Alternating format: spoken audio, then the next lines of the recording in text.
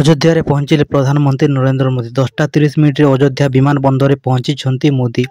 ଏହାପରେ 10:45 ହେଲିକପ୍ଟର ଯୋଗେ ରାମ ମନ୍ଦିର ପହଞ୍ଚିଛନ୍ତି। ଦ୍ୱିପହର 12:05ରୁ 12:55 ମଧ୍ୟରେ ପ୍ରାଣ ପ୍ରତିଷ୍ଠା ପୂଜାରେ ସାମିଲ ହେବେ ମୋଦି। ଏହାପରେ 1ଟାରେ ସାର୍ବଜନୀନ ସଭାକୁ ସମ୍ବୋଧନ କରିବେ। ପ୍ରଭୁ ଶ୍ରୀରାମଙ୍କ ପ୍ରାଣ ପ୍ରତିଷ୍ଠା ଉତ୍ସବ ପାଇଁ ଅଯୋଧ୍ୟାରେ ଦେଶ ବିଦେଶରୁ ସାଧୁସନ୍ଥ ଭିଆଇପି ଭିଡ଼। ବହୁତ ସାଂସଦ, ମନ୍ତ୍ରୀ, ମୁଖ୍ୟମନ୍ତ୍ରୀଙ୍କ ସମେତ ଅମ୍ବାନୀ, ଆଦାନୀ ଭଳି ଶିଳ୍ପପତି ଯୋଗ ଦେଇଛନ୍ତି। 54 ଦେଶର 100 ପ୍ରତିନିଧିଙ୍କ ସହ 7,000ରୁ ଅଧିକ ନିମନ୍ତ୍ରିତ ଅତିଥି ଯୋଗ ଦେବେ। 500ରୁ ଅଧିକ ସ୍ୱତନ୍ତ୍ର ନିମନ୍ତ୍ରିତ ଅତିଥି ମଧ୍ୟ ଏଥିରେ ସାମିଲ ହେବେ। ସୁରକ୍ଷା ଅଭେଦ ଦୁର୍ଗ ପାଲଟିଛି ଅଯୋଧ୍ୟା।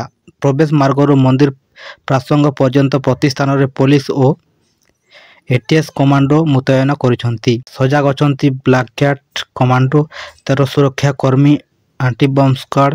ଆକାଶ ମାର୍ଗରୁ ନଜର ରଖିବା ପାଇଁ ଡ୍ରୋନ୍ ଓ 7 ଥାକିଆ ସୁରକ୍ଷା ବ୍ୟବସ୍ଥା କରାଯାଇଛି।